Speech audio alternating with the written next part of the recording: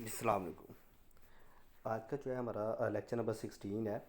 Chapter number जो 9 हमने start किया हुआ था आईसीएस पार्ट 1 का, उसका शॉर्ट क्वेश्चन का जो है वो आज लेक्चर नंबर 16 के ये ओवरऑल जो जितने भी लेक्चर हैं उसके हिसाब से लेक्चर नंबर 16 है, लेकिन चैप्टर नंबर 9 का ये थर्ड चैप्टर है और शॉर्ट क्वेश्चन का लास्ट जो है वो आज लेक्चर है, जिसमें हम जितने शॉर्ट क्वेश्चन बाकी बकाया इंपॉर्टेंट रहते होंगे वो हम कंप्लीट कर लेंगे। इससे पहले हमारे 2 लेक्चर जो है वो इन्हीं चैप्टर नंबर 9 के ऊपर हो चुके हुए हैं। ठीक है, तो आज हम शुरू करने जा रहे हैं नेक्स्ट डेफिनेशन।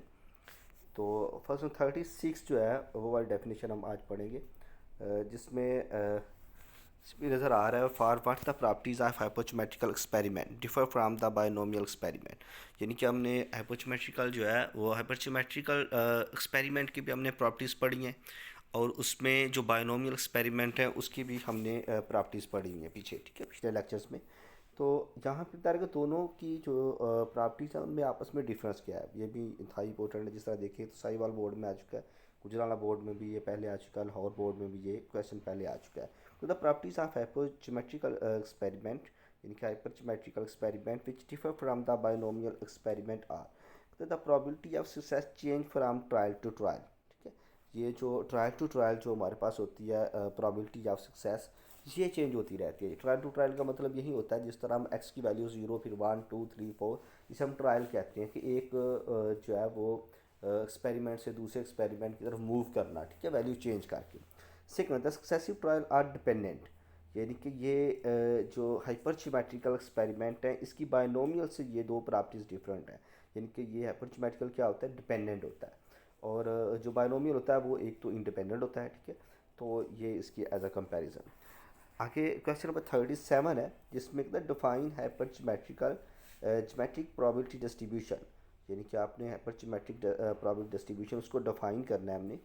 था इंपॉर्टेंट क्वेश्चन है, ये कि थोड़ा मुश्किल है, आप इसको समझेंगे या अच्छे तरीके से याद करेंगे तो बिल्कुल आपको ये मुश्किल नहीं लगेगा, ईजी है आपके लिए। ठीक है, तो suppose a set contain N, N आपको पता है ये नंबर ऑफ पॉपुलेशन होता है, कैपिटल एन। तो ये हमारे पास हो item out of which K is a classified as a success. ठीक है, बायनोमियल में जो पी हमारे पास होता है वो सक्सेस होती है, क्यू जो है वो प्रोबेबिलिटी ऑफ फेलियर होती है। यहाँ पे के जो है कहता है क्लासिफाइड प्रोबेबिलिटी ऑफ सक्सेस को क्लासीफाई किया गया है, एंड द रिमेनिंग एन नफी K are classified to failure.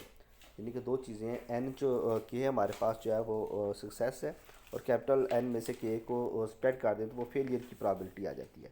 And if we select a subset of N, N ये छोटे एलिमेंट होते हैं, element such that N less than equal to capital N at random without replacement, then the probability distribution of hypergeometrical random variable x is, तो ये नीचे उसका जो है हाइपरज्योमेट्रिकल का फार्मूला लिखा है। ये ब्रैकेटो दो ब्रैकेटो का मतलब सी होता है, इसे कम्बिनेशन कहते हैं।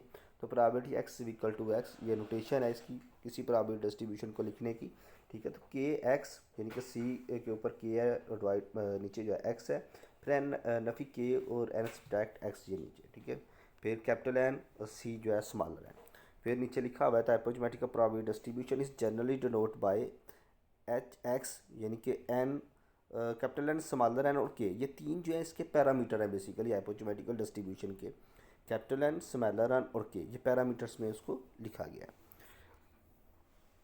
नेक्स्ट जो है मतलब what is the hypergeometric random variable क्या होता है।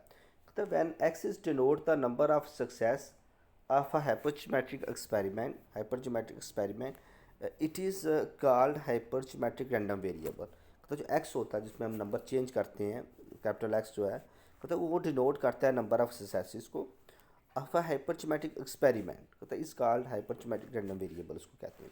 39 कहता है what's the parameter of hypergeometric probability distribution.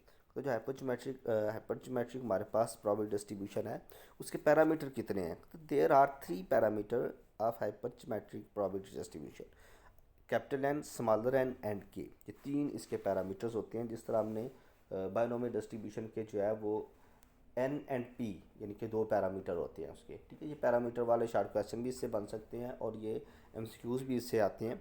एक तो जो है हमने एन एंड पी यानी कि वो उसके पैरामीटर, ये हमने इस चैप्टर के अंदर जो है वो कुछ चीज़ें इस तरह याद रखते हैं, बायनोमियल डिस्ट्रीब्यूशन की डेफिनेशन, फिर बायनोमियल जो है वो वेरिएबल रैंडम वेरिएबल, फिर उसके बाद उसकी प्रॉपर्टीज़। ठीक है, इस तरह हाइपरजमेट्रिक जो रैंडम वेरिएबल है उसकी ये हाइपरजमेट्रिक प्रोबेबिलिटी डिस्ट्रीब्यूशन और रैंडम वेरिएबल और उसके पैरामीटर, ठीक है, साथ में उसका मीन एंड वेरिएंस उसके फार्मूले हमने याद रखने हैं।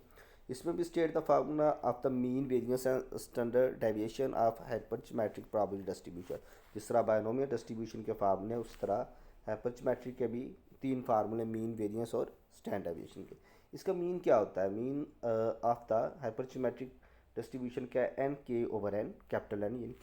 और वेरिएंस जो है वो एन के ओवर एन, फिर वन स्पेक्ट के ओवर एन, फिर एन स्पेक्ट एन डिवाइड में एन स्पेक्ट वन।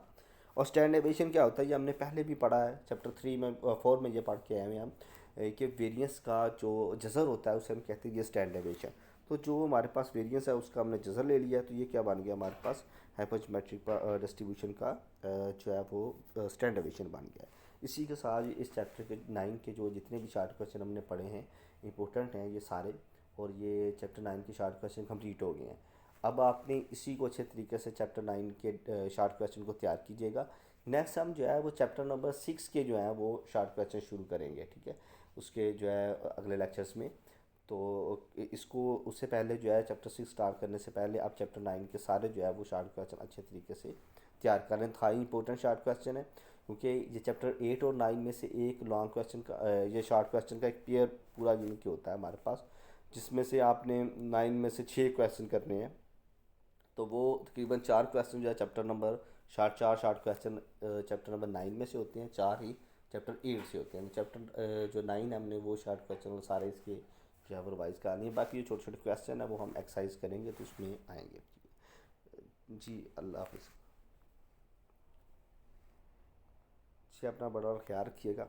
अल्लाह हाफिज़। और उसी के साथ जो है इसको आप रिवाइज़ कीजिएगा चैप्टर 9 को नेक्स्ट लेक्चर से पहले। ओके, अल्लाह हाफिज़।